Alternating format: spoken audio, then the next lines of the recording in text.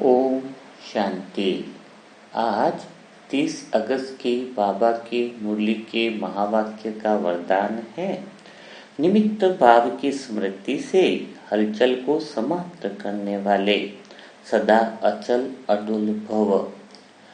तो आज हम आत्माएं अचल और अडुल भव कैसे बने है ना। तो डायरी में लिखिए अचल अडुल भव बनने का तरीका क्या है ना।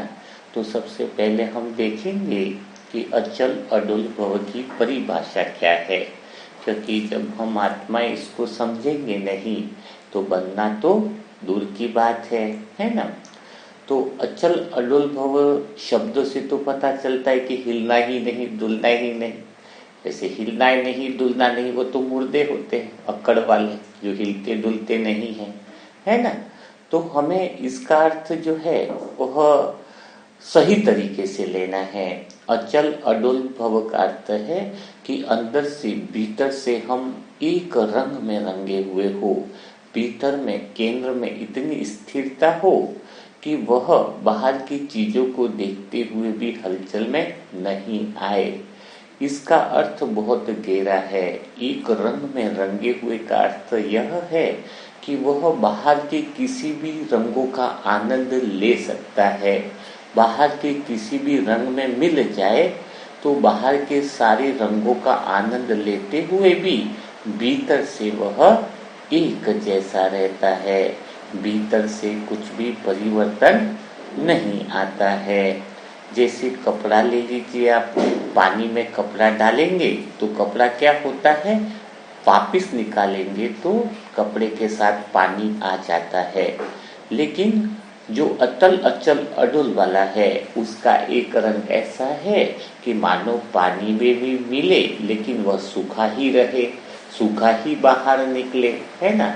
यानी वह संपूर्ण रीति से मुक्त अवस्था है ना। तो वह जिस रंग में घुले उसके जैसा दिखे सही, लेकिन वह उससे प्रभावित नहीं रहे, है ना। नहीं तो कई सारी आत्माएं अटल अचल का अर्थ समझती है कि हम तो दुनिया से अलग हैं, हमें दुनिया से कोई मतलब ही नहीं है। तो ऐसी आत्माएं जो हैं वह किसी के मन से नहीं मिल पाती हैं, किसी के दिल में नहीं उतर पाती है। वह अपना अलग ही राग अलापती है, उसको अटल अचल अडुल नहीं कहेंगे। आप गरबा देखिए, जब गरबा का सीजन आ रहा है ना अभी, तो गरबा खेलते तो क्या होता है, कोई अगर एक व्यक्ति ऐसा गरबा खेल रहा है कि उसके डंडे अलग तरीके से जा रहे हैं, उसका सामने वाले से तालमेल नहीं बैठ रहा है, तो क्या होगा, वो आसपास वालों को भी चोट पहुंचाएगा और गरबा जो खेलने सुंदर भी नहीं दिखेगा, क्योंकि वह अपनी ही रास मिला रहा है।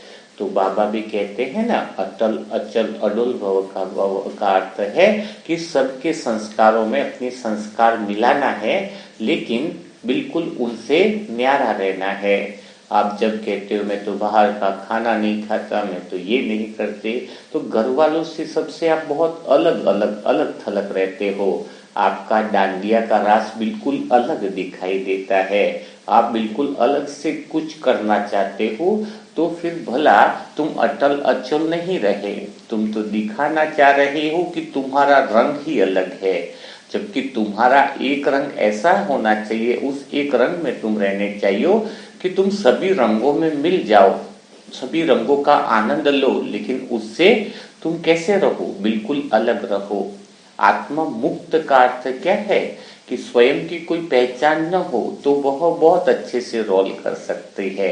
कोई आत्मा मुक्त है, अगर मैंने अपनी पहचान बहुत ज्यादा अमीरी से जुड़ी हुई है, अब मुझे गरीब का रोल करना है स्टेज पर, तो मैं गरीब का रोल नहीं कर पाऊंगा ना।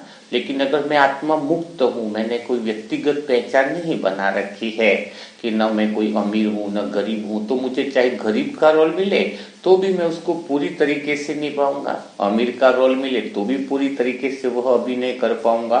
क्यों? क्योंकि मेरा एक ही रंग है, मुक्तता का रंग, है ना।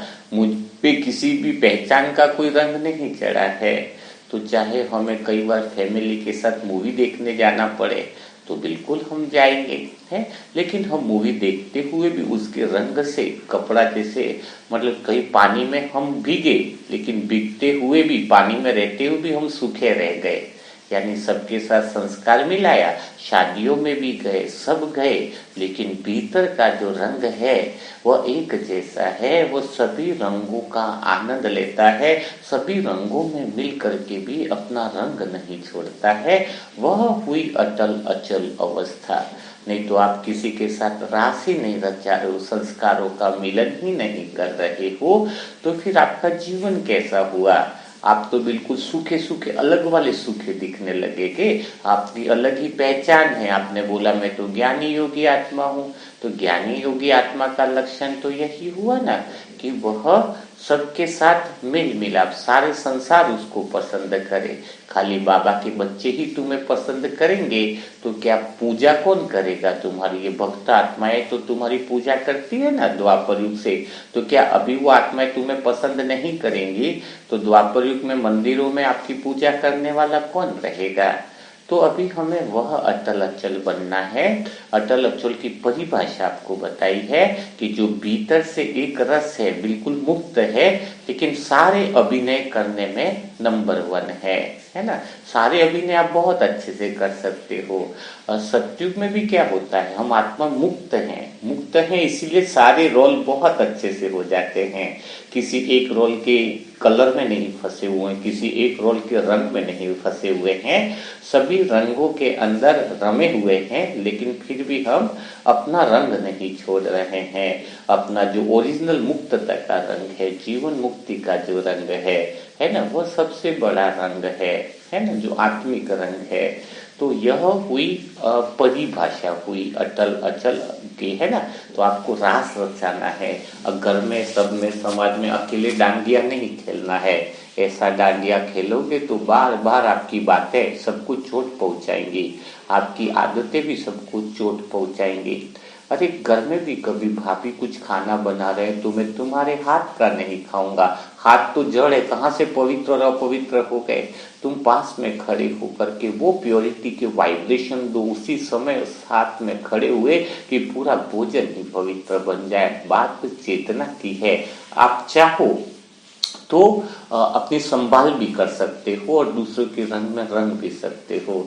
सबको लगेगा कि यह हमारे साथ भी हैं और लगेगा कि यह अलग भी है ना, क्योंकि हम तुरंत ही उनसे डिटैच भी हो गए हैं, हमें किसी बात का प्रभाव नहीं पड़ा है। तो अटल अचल का मतलब यही है कि आप ऐसा डांडिया का रास खेलो, ऐसा संस्कार मिलन मनाओ जिसके अंदर आप न्यारे प्यारे भी रहो और सबके साथ आपका जो व्यवहार है, सबके साथ उठना बैठना है और सबके साथ आपको सबको लगे कि यह हमारे जैसे हैं, लेकिन आपको लगे, यह भी लगे कि हमारे जैसे होते हुए भी वह हमारे जैसे नहीं है। सृष्टि तो नाटक मंच है, रंग मंच है। क्या आपको नाटक करना नहीं आता है ही? ड्रामा तो नाटक तो करना ही है ना। नाटक ही यही है कि हम मिले हुए आपके साथ, लेकिन भीतर से हम जो ओरिजिनल स्वरूप है हमारा वह अलग है ना। अब तुम नाटक भी नहीं करो कि नहीं हम तो बिल्कुल अलग हैं, तो यहाँ तो रंगमंच है, परमधाम में थोड़ी बैठे हो आप, तो यहाँ नाटक तो होना ही है। सत्युग त्रेता युग भी तो ड्रामा ही है ना। सत्युग त्रेता युग में भी आप नाटक ही करोगे, लेकिन सारे रंगों से आप अपना ओरिजिनल रंग नहीं छोड़ोगे, अपना भीतर का स्वभाव नहीं छोड़ोगे, अपना भीतर का जो आत्मिक रंग अवस्था है उसको नहीं छोड़ोगे, वह एक रंग में रहोगे। तो अभी आपको परिभाषा समझ में आ गई होगी ना, अटल अटल की परिभाषा क्या है ना। तो अब अटल अचल बने कैसे, उस पर हम बात करेंगे। परिभाषा तो आपको समझ में आ गई, अभी बात यहाँ पर भी आती है कि हम फिर वैसे बने कैसे, वह एक रस अवस्था में रहे कैसे, है ना। तो वह एक रस अवस्था में रहने के लिए आपको पहली विधि है जो है समझनी होगी। तो पहली विधि है कि आपका आत्मिक स्वभाव जो है वह तुम्हें पता होना चाहिए। तो आत्मिक स्वभाव को गहराई से जानना, है ना। तो अटल अचल बनने के लिए आप पहली डायरी में विधि को लिख लीजिए क्या लिखोगे कि आत्मा के सही स्वभाव को पहचानना है। तो उसको डिटेल से आपको समझाते हैं कि बाबा आपको इस बात की गहराई में लेकर के जाते हैं कि आत्मा का ओरिजिनल स्वभाव कैसे है, आप उस अटल अचल अवस्था में, एक रस अवस्था में कैसे रह सकते हैं। तो आत्मा का स्वभाव है, पहला जो स्वभाव है उसको आप नोट कर लीजिए कि मुझे किसी बात का कोई फर्क नहीं पड़ता है? कौन सा स्वभाव है? मुझे किसी बात का कोई फर्क नहीं पड़ता है। बहुत अच्छे से लिख लीजिए, कोई फर्क नहीं पड़ता है। आत्मा को किसी भी बात का कोई भी फर्क नहीं पड़ता है, और फर्क नहीं पड़ेगा तभी तो वह एक रंग में रंगेगा ना, तभी तो वो डांडिया अच्छे से खेल भी पाएगा और न्यारा भी रहेगा, है ना। तो कोई फर्क नहीं पड़ता, इसका अर्थ क्या हुआ कि जैसे आत्मा जो है वो समुद्र की तरह है। समुद्र देखा ना आपने, तो समुद्र की तरह आत्मा है। संसार उस पर चलने वाली जहाज की तरह है। जहाज चलता है ना उसके ऊपर, तो इसको बहुत अच्छे से आप नोट कीजिए तो आप भूलोगे नहीं कि आत्मा समुद्र की तरह विशाल है, असीम है, सागर की तरह विशाल है, और उसके ऊपर चलने वाली जहाज जगत है, संसार है। पूरा संसार एक बूंद की तरह है आपके। तो जहाज क्या हो गया? संसार की तरह हो गया। और हवाई क्या है? हवाई आपका मन है, ठीक है। तो इस संसार जगत किस दिशा में चलता है? जहाज किस दिशा में चलता है? जहाज उस दिशा में चलता है जिस तरफ हवाई चलती है। हवा का जिस तरफ रुख होगा, जहाज की दिशा उस तरफ बढ़ जाती है। किसी भी दिशा में जहाज जा सकता है। तो जहाज चाहे हिले डुले, हवाई किसी भी दिशा में संसार को लेकर के जाए, मन किसी भी दिशा में इस जहाज को लेकर के जाए, जहाज किसी भी किनारे पर पहुंचे, जहाज कुछ भी करे, लेकिन समुद्र को कोई फर्क नहीं पड़ता है। तो वैसे ही हम आत्माएं हैं। इस जगत रूपी संसार में मन किसी भी दिशा में जा रहा है, आ जा रहा है, कुछ भी हलचलें हो रही हैं, कुछ भी हो रहा है, तो लेकिन आत्मा हूं मैं। तो जैसे समुद्र को फर्क नहीं पड़ता, तो मेरे ऊपर मानो संसार तैर रहा है और मैं तो बहुत विशाल हूँ। मन जैसे कई बार जो भी अनुभव कर रहा है, सीधे उल्टे किधर भी जा रहा है, तो फिर क्या है कि मैं उस जहाज में सवार नहीं हूँ, मैं तो उससे डिटैच हूँ, अलग हूँ। मैं आत्मा, है ना, संसार से और मन से को देखने वाली हूँ, जहाज और हवाओं को देखने वाली हूँ।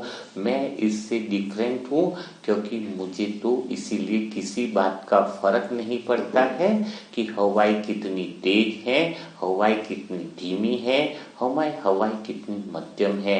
जहाज की दिशा पहले इधर जा रही थी, अभी उल्टी हो गई है, तो भी मैं सिर्फ इसके खेल को देखने वाला हूँ। मुझे उस बात का कोई फर्क नहीं पड़ता है। तो आप जब आत्मा को, संसार को और मन को समझ पाओगे, जगत और मन का संबंध समझ पाओगे, तो जगत और मन एक जैसा हो गया। मन संसार को दिशा दे रहा है, हवाएं जिस तरफ जा रही है, यानी मन जिस दिशा में संसार को ले जा रहा है, वैसा ही कुछ होता जा रहा है। लेकिन मैं तो इससे डिटैच हूँ, मुझे इससे कोई फर्क नहीं पड़ रहा है। मैं आत्मा तो ऑलरेडी स्वतः ही क्या हूँ, है, स्वतः ही भरपूर हूँ। तो मुझे इस बात का बहुत बहुत अच्छा जो है वो अनुभव होना चाहिए, ठीक है ना।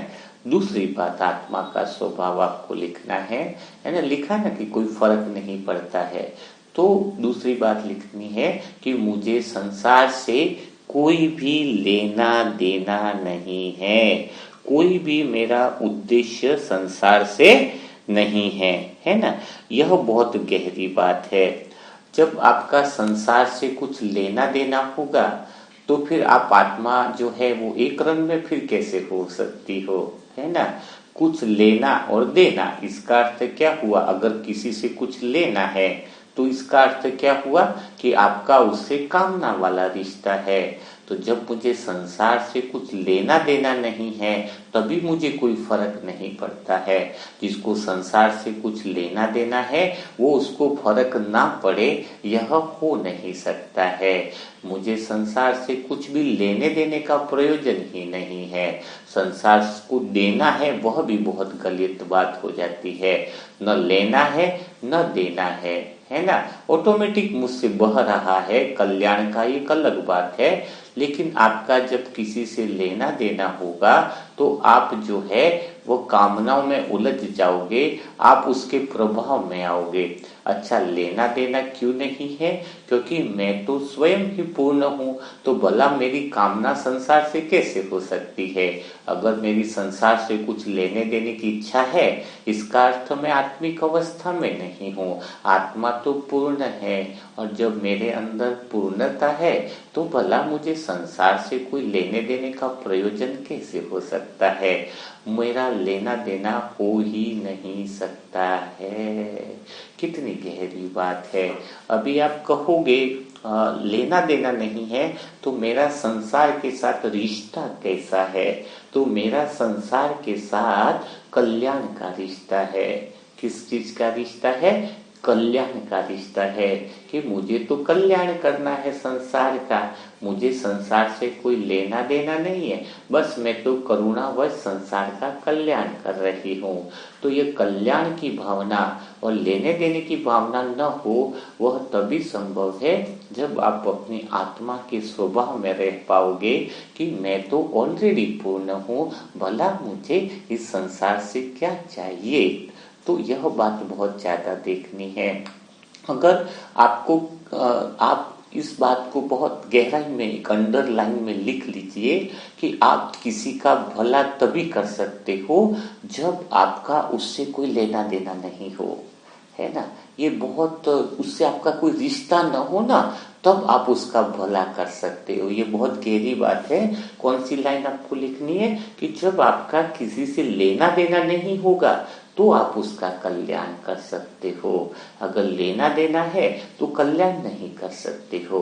अगर आप बोलोगे कि मेरा तो बच्चा है, मेरा तो उसके प्रति कर्तव्य है, तो कोई रिश्ता भी अगर आपने बनाया हुआ है, कर्तव्य का अर्थ क्या हुआ कि पहले आप कामना, रिश्ता बनता क्यों है? अभी अगर आपके आसपास के रिश्ते हैं तो उससे आपका संबंध है कामना और कर्तव्य का।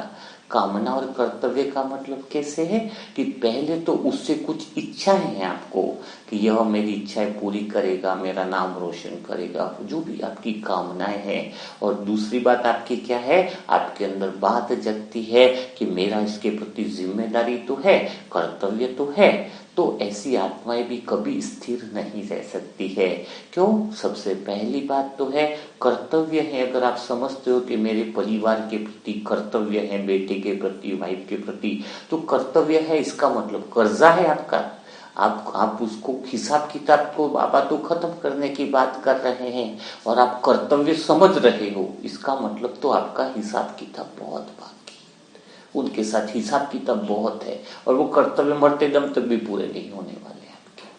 मर जाओगे ना, शरीर छूटेगा तो भी कर्तव्य पूरे नहीं होंगे, क्योंकि आपने रिश्ता ही झूठ का बनाया हुआ है। आपका रिश्ता ही गलत है। आपका इसी पल से कोई कर्तव्य नहीं उनके साथ। बाबा के बने कर्तव्य समाप्त तो हो गए।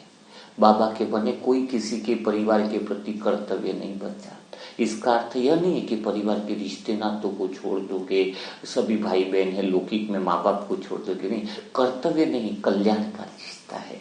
कौन सा रिश्ता है कि चलो ये बिल्कुल जैसे मैं आत्मा हूँ, यह मुझे दो आत्माएं मिल गई सामने, है ना। बच्चे भी है तो क्या देखो, ये दो आत्माएं मिल गई है मेरे सामने, तो मैं इन दो आत्माओं को क्या कर रहा हूँ? भला कर रहा हूँ, उनकी मदद कर रहा हूँ, उनके साथ ऐसा मेरा गहरा रिश्ता है।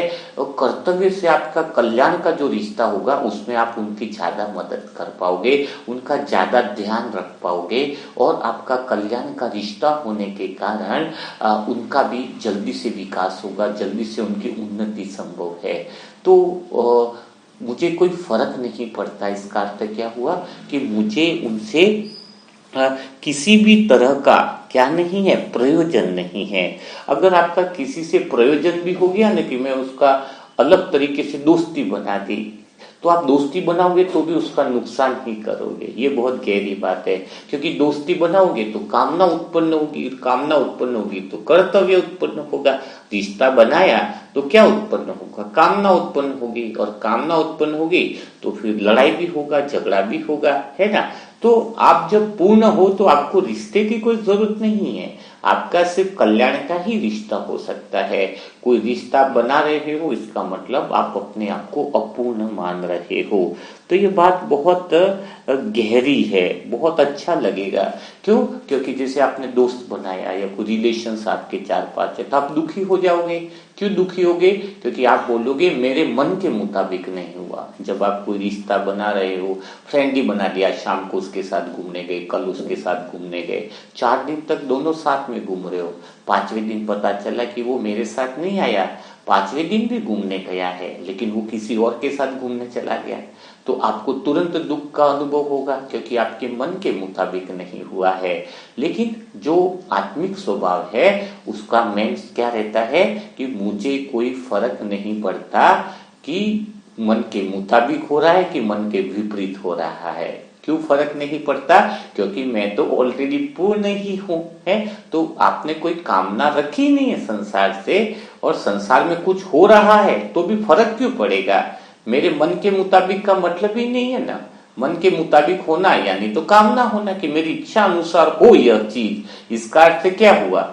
इसका अर्थ हुआ कि आपकी कामना छिपी हुई कामना है, इसका अर्थ आप अपने आप को अपूर्ण मान रहे हो, और अपूर्णता का अर्थ है कि आप अचल नहीं हो, अडोल नहीं हो। अचल अडोल वाला तो पूर्ण होता है, वह तो एक रंग में रंगा हुआ होता है। तो यहाँ पर फिर बात को नोट कीजिए कि मुझे कोई फर्क नहीं पड़ता, कोई मन के मुताबिक चले, कोई मन के विपरीत चले, है ना। अगर तुम्हें फर्क पड़ रहा है, जैसे अगर पिछले 1 महीने में तुम्हें कोई ऐसी घटनाएं लग रही है कि आपको कोई सुख की बहुत खुशी वाली बातें हुई, उसके अंदर आपकी आंतरिक अवस्था अलग रही, और कोई दुख आया बहुत बड़ा, उसमें आपकी आंतरिक अवस्था भीतर से आप अलग अनुभव करें, अवस्था बदलती गई, तो इसका अर्थ है कि आपको बहुत ज्यादा सीखने की जरूरत है, बहुत ज्यादा बाकी हो, अभी आपका सीखना बहुत बाकी है, बहुत दूर हो भगवान से, या वो कर्मातीत अवस्था से दूर हो। जब मैं आत्मा पूर्ण हूँ तो बहुत ज्यादा सुख की भी बातें बाहर आई तो भी मैं भीतर से एक जैसा ही हूँ, और बहुत ज्यादा दुख आया तो भी मैं भीतर से एक जैसा हूँ। किसी ने मेरा बहुत बड़ा सम्मान किया है तो भी मैं भीतर से पूर्ण हूँ, एक जैसा हूँ। किसी ने मेरी निंदा करी है, जूते चप्पल भी मारे हैं, तो भी मुझे क्या फर्क पड़ता है। यह तो जहाज और हवा का सहयोग है, उसमें मुझे कोई फर्क नहीं पड़ता है। तो यहाँ से बहुत गहरी बात हो जाती है कि रिश्ते जो हैं बन रहे हैं तो वो कल्याण के रिश्ते होंगे, तो ही आपको जीवन के अंदर वह अचल अडोल आप रह पाओगे, और दुनिया में फिर जो भी हो रहा है उसमें आपको अनुभव होगा कि आपको इससे कोई भी फर्क नहीं पड़ रहा है।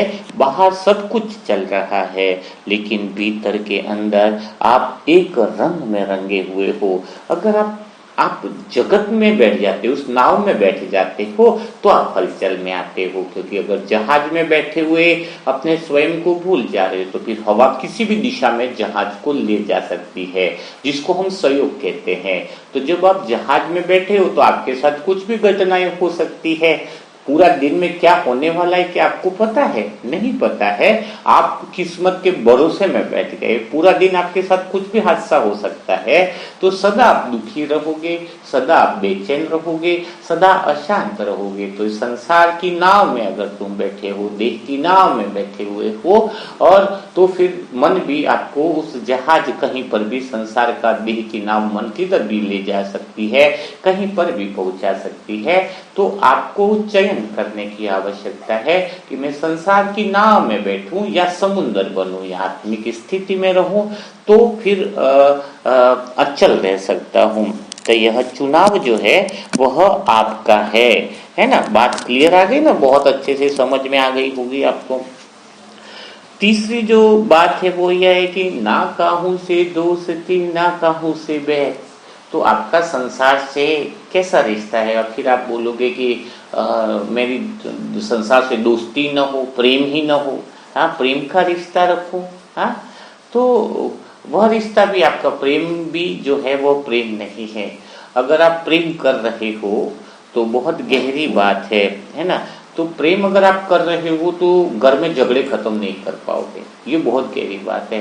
अभी आप बता रहे होंगे कि ये बात कैसी हो गई कि घर में झगड़े, प्रेम करेंगे तो झगड़े खत्म नहीं कर पाओगे, है ना। अगर कोई इंसान प्रेम कर रहा है तो वो झगड़े कभी खत्म नहीं होंगे, वहां पे हिंसा और झगड़े बहुत ज्यादा बढ़ेंगे, है ना, बहुत ज्यादा बढ़ेंगे। कारण समझो, क्योंकि आप जो प्रेम कर रहे हो, जिस स्थिति में रह करके प्रेम कर रहे हो ना, वो प्रेम के कारण ही तो झगड़े हो रहे हैं। क्योंकि तुम्हारा जो प्रेम है वह सच्चा प्रेम तो है ही नहीं। जैसे तुमने एक से प्रेम किया तो बाकी सबसे तो फिर दुश्मनी कर ली ना आपने। संभव वाला, एक रस वाला प्रेम नहीं है ना आपका। आपका प्रेम तो बहुत झगड़े करने वाला है। आपने अपने बच्चे से प्रेम किया कि मैं अपने बच्चे से प्रेम करती हूँ, इसका अर्थ क्या हुआ कि आप दूसरे सभी बच्चों को बिल्कुल अलग समझ रहे हो, उनसे उतना प्रेम ही नहीं कर रहे, वो तो आपकी जैसे दुश्मनी हो गए ना। गलती होगी तो दूसरों को ही आप डांटोगे, हैं, अपने बच्चे को प्रेम कर रहे हो। तो तुम जब एक प्रेम कर रहे हो किसी एक से, तो वही तो हिंसा का कारण है। प्रेम के कारण ही तो झगड़े हो रहे हैं। तो हिंसा को खत्म करना है तो प्रेम को खत्म करना पड़ेगा। प्रेम यानी वह मोह कि मेरे लिए एक विशेष है, वही तो झगड़े का कारण है। आप जब किसी एक को प्रेम कर रहे हो तो दूसरे सबको नकार रहे हो। कॉलेज में जाते हैं, एक जन एक को बहुत महत्व देता है। जब भी एक जन एक को महत्व ज्यादा देता है कि ये भाई मेरे लिए बहुत अच्छा है ना, ये भाई मेरे लिए बहुत अच्छा है, तो इसका अर्थ क्या हुआ, आप दूसरों से नफरत करने लग जाओगे। एक अच्छा माना तो फिर आप गए काम से, दूसरों से आपकी नफरत चालू हो जाएगी ना। तो संभव कहाँ से रहा आपका, संभव तो रहा ही नहीं।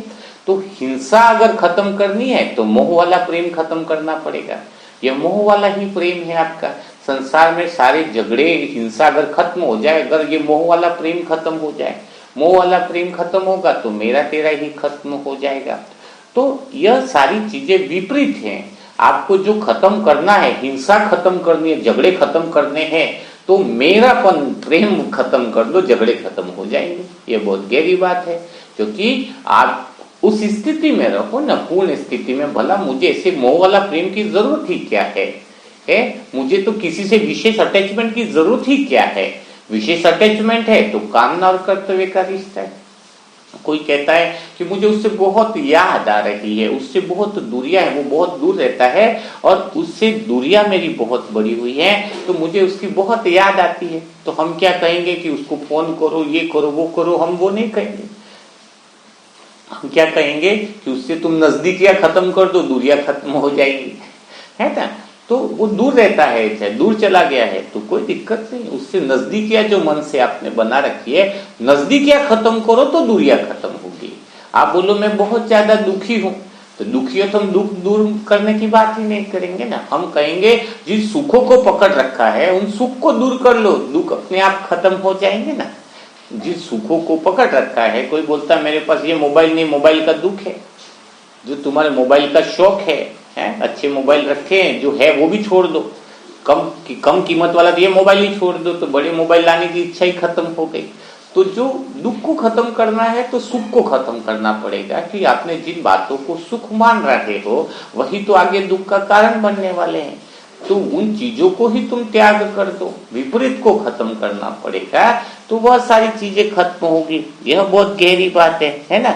तो अगर आपने खत्म नहीं किया तो आत्मा क्या होगी? आत्मा का मूल स्वभाव है कि वह किसी पर आश्रित नहीं है, निराश्रित है। उस पर किसी बात का फर्क नहीं पड़ता है, उसको ड्रामा से भी कोई फर्क नहीं पड़ता है। कि जो चल रहा है संसार चलता रहे, उससे उसकी लेना देनी नहीं, तो ड्रामा से फर्क क्या पड़ेगा? उसको तो आनंद आएगा, देखेगा, आनंद लेगी आत्मा। तो जो चल रहा है वो चलता रहे, जैसा चल रहा है उसको मजे से देखते रहे।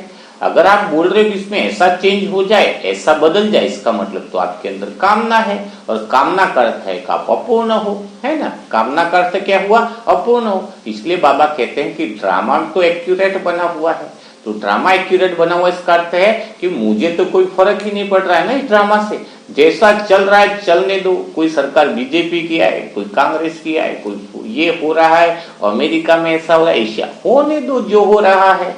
मुझे कोई फर्क पड़ता नहीं है, क्योंकि मैं केंद्र बिंदु में आत्मा अपने समुद्र में हूँ, समुद्र हूँ मैं, विशाल असीम में हूँ, और ऊपर जहाज रूपी संसार में कुछ भी हलचल हो रही है तो मुझे कोई दिक्कत नहीं है। क्यों हलचल हो रही है तो दिक्कत नहीं है? क्योंकि मुझे पता है मैं स्थिर हूँ, लेकिन संसार स्थिर नहीं है। विचार मन में जो है वो स्थिर नहीं है, वो पल पल बदलते जा रहे हैं। तो जो पल पल बदलते जा रही चीजें हैं उसमें मैं निश्चिंतता की बात कैसे कर सकती हूँ? वह तो निरंतर बदलता जा रहा है। तो भला मुझे संसार से कोई अपेक्षा ही नहीं है, कोई इच्छा ही नहीं है। इस प्रकृति से बस एक ही इच्छा है मुझे कि ड्रामा चलता रहे। हाँ, ये ड्रामा ही खत्म हो जाए तो थोड़ा गड़बड़ भी लगे, हाँ, आनंद है तो ड्रामा चलता रहे, है ना।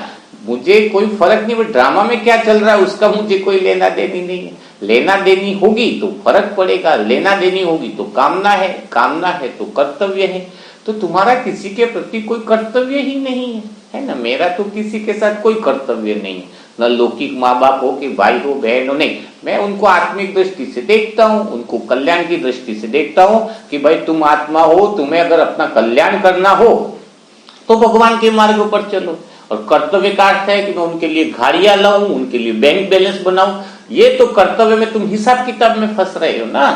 उनको जो भाई तुम्हें पास दाल रोटी नहीं हम देते हैं आपके लिए, जो चीजें चाहिए हम देते हैं, जो जरूरत की चीजें हैं, कामना वाली चीजें तो हम खुद ही नहीं रख रहे तो आपको क्या देंगे?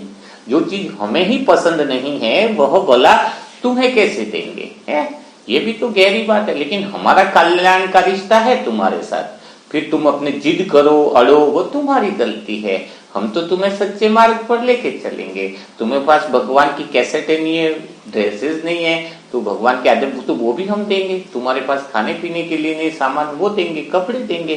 तुम बोलो मोबाइल ला के देंगे, तो मोबाइल तो हम ला के देने वाले नहीं है, क्योंकि तुम रूठो तो भी हम नाराज नहीं होने वाले, हमें फर्क नहीं पड़ने वाला है। और तुम्हें कोई साधन देने पर तुम बहुत खुश हो जाओगे तो भी हमें फर्क नहीं पड़ता है। तुम इसीलिए जहाज की नाव में बैठ जाते हो। बच्चे बड़े खुश होते हैं तो आप बड़े प्रसन्न हो जाते हो, फिर वो दुखी होते हैं तब भी तुम बहुत फर्क पड़ता है। तो वो खुश हो तो भी हमें फर्क नहीं है, वो दुखी हो तो भी हमें फर्क नहीं है, क्योंकि वास्तव में वो भी आत्माएं हैं और हम भी आत्माएं हैं। जब तक वो सेंटर पॉइंट में नहीं रहेंगे तब तक तो उनके संसार की नाव और हवाएं कहां पर उनको लेकर के जाएगी, न तुम्हें पता है न मुझे पता है ना। तो हाँ, केंद्र बिंदु में रहेंगे तो हम साक्षी भाव से देखने वाले जरूर होंगे। तो संसार की नाव चाहे किधर भी लेकर के चली जाए, जहाज को यूरोप में चली जाए कि अमेरिका चली जाए, लेकिन हमें तो वैसे भी कुछ इससे फर्क नहीं पड़ेगा, क्योंकि कोई भी चीज हमें समुद्र को तो हिला नहीं पाएगी। समुद्र तो अंदर गहराई में है, गहरी शांति में है, तो भला कैसे डुबा सकती है? कुछ भी फर्क नहीं पड़ेगा। तो कितनी बहुत जबरदस्त चीज है ना। तो इसलिए ये बात को देखना है। ज्यादा से ज्यादा समुद्र जहाज में नहीं डूब सकता है, जहाज समुद्र में डूब सकता है ना। क्या नहीं डूब सकता? समुद्र जहाज में नहीं डूब सकता, पर जहाज समुद्र में डूब सकता है। ये संसार पूरा मेरे अंदर समा सकता है, पर मैं संसार में नहीं समा सकता। पूरा संसार मेरे अंदर समा सकता है, मैं उसको समाने की ताकत रखती हूँ। मैं आत्मा हूँ, मैं एक जगह स्थिर हो गई, अपनी मर्जी में चाहा तो संसार को समा लिया अपने अंदर की। संसार अब कहीं है ही नहीं। संसार कहाँ है? मेरे भीतर है, आराम से बैठा हुआ, मेरी गोदी में बैठा हुआ है। संसार प्रकृति कहाँ बैठी हुई है? मेरी गोदी में बैठी हुई है। आराम से उसको बैठा दिया है। जब ज्यादा ही हलचल है तो बैठ जा भाई हमारी गोदी में, है ना। तो उसको कहेंगे अटल अचल, और जो अडल अवस्था यानी भीतर से जो है आप ऐसे रहो, है ना। और भीतर से किसी एक को सेलेक्ट करना यानी आप दूसरे को नेग्लेक्ट करते हो। इस बात को बहुत ध्यान रखना। आप 10 साड़ी लेने गए, एक साड़ी को आपने पसंद कर दिया, इसका अर्थ है कि 9 साड़ी को आपने नेग्लेक्ट कर दिया।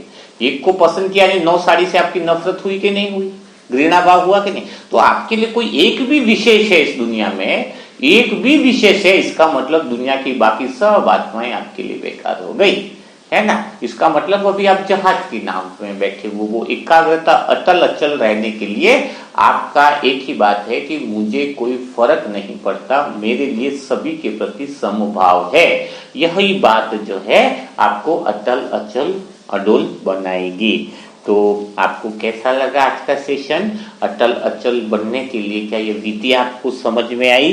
क्योंकि जो बताई जा रही है विधि आपको, वह वास्तव में उसकी थोड़ी सी अभ्यास और मनन चिंतन की भी आवश्यकता होती है। और आप जितना मुक्त रहोगे संसार में जो है वो आप बहुत अच्छे से अभिनय कर पाओगे। अगर आपके अंदर भविष्य की कल्पनाएं चल रही है तो भला वर्तमान में कैसे रहोगे? भविष्य की कल्पनाएं किसके अंदर चलती है? भविष्य की बातें किसके अंदर चलती है? जिसके अंदर कामनाएं हैं। जहाज में बैठे उनको लगता है कि जहाज कहाँ पहुंचने वाला है, ये हवाएं कहाँ जहाज को लेकर के जाने वाली है।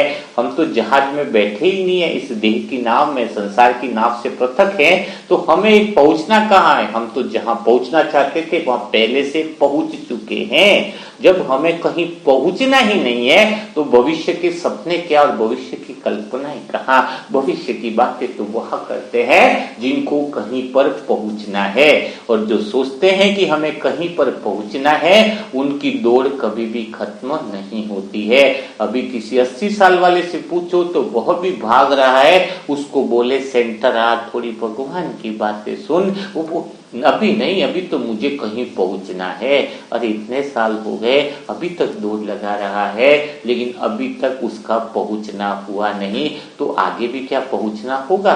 कहाँ तक भागा दौड़ी हो रही है, समझ में ही नहीं आता है संसार की आत्माओं को कि अब इतना सच्चा ज्ञान मिला है, अब तो दौड़ बंद हो जाए, अब तो विश्राम की अवस्था में आ जाओ, अब तो भीतर में एक रस में स्थित हो जाओ, अपने पूर्ण स्वरूप में स्थित हो जाओ, अपने परम आनंद में चले जाओ, परमात्मा की गहरे प्रेम में डूब जाओ। वह परमात्मा का रंग ही एक रंग है, वही भीतर में भगवान का रंग लग जाए, वह भगवान के प्रेम में डूब जाओ जो इतना आपसे प्यार करता है। वह शिव साजन जो अपने मन का मीत है, वह प्यारा दोस्त जो पवित्रता का सागर है, वह मीठा बाबा जो गहरी असीम शांति का सागर है, उसमें डूबे रहो। उसमें डूबे रहने में जो आनंद है वह परम आनंद है।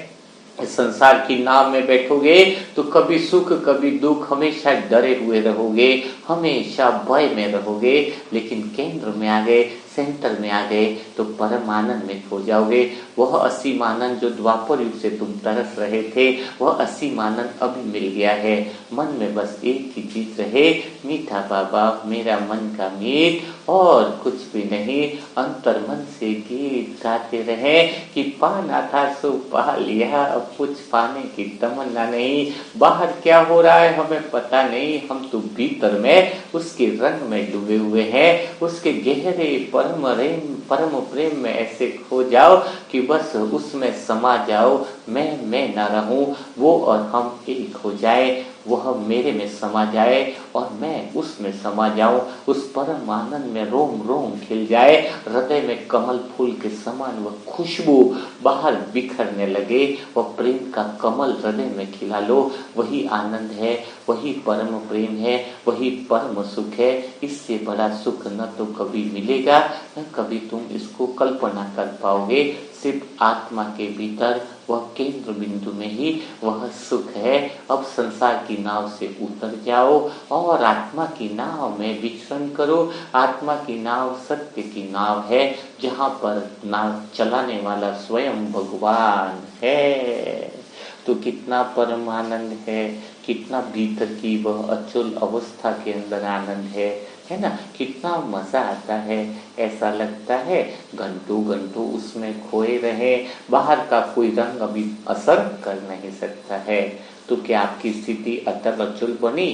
ऐसा लगता है कि शायद आप भी केंद्र बिंदु में आ गए हो, शायद अभी आपको भी बाहर का कोई रंग जो है उसमें रंगोगे नहीं, और अगर रंग भी गए तो अपना रंग नहीं छोड़ोगे, है ना? बाहर कितने भी रंगों में तुम रंगो, लेकिन अपने भीतर का जो रंग है वह कभी छोड़ना नहीं है ना? अपने अंदर ही अपना स्वभाव जो है उसमें रहना है, ठीक है ना? तो आप कमेंट बॉक्स में ज़रूर लिखिएगा कि आपको मुरली मंथन में आपने क्या क्या सीखा है। और आप सबको मैं बताना चाहूँगा कि गीता ज्ञान वाला जो सेशन चल रहा है, अब आत्माओं को बहुत अच्छा लग रहा है, लेकिन जिसने भी नहीं सुने हैं वह खुद सुने और अपने परिवार में और सभी ब्राह्मण आत्माओं को जरूर शेयर करें, इससे आपका पुण्य कर्म बढ़ेगा। क्योंकि उसमें काफी सारे मन के जो कंसेप्ट हैं कि भगवान के प्रति की तो योग कैसे लगाएं, आत्मा कैसे समझें, केंद्र बिंदु पर कैसे बने, तो उसमें स्टार्टिंग से जो जिज्ञासा होती है ना, वो स्टार्टिंग से जिज्ञासा आपको बताई गई है। तो बाप और बच्चे का गीता ज्ञान का पहला एपिसोड, दूसरा, तीसरा, 3 एपिसोड हो चुके हैं। तो 3 को अगर क्रमबद्ध तरीके से सुनोगे तो चौथे एपिसोड का आनंद आएगा। अगर आप बीच में सुनोगे तो पिछले 3 एपिसोड छूटने के कारण वो लय नहीं बना पाओगे, है ना। कल देहबान से मुक्ति कैसे हो या देहबान की शुरुआत कैसे करें, कैसे हुई थी देहबान की शुरुआत, वो सारी बातें उसमें क्लियर करी गई हैं। तो उस एपिसोड को जरूर आप सुनिएगा। तो जो नई आत्मा है उनके लिए व्हाट्सएप ग्रुप से जुड़ना चाहते हैं, अपने पुरुषार्थ को बढ़ाना चाहते हैं, तो उनके लिए मोबाइल नंबर है 7202921969। तो कल फिर हम मुलाकात करेंगे ऐसे ही मुरली मंथन के साथ। तब तक के लिए सभी भाई बहनों को ओम शांति, ओम शांति, ओम शांति।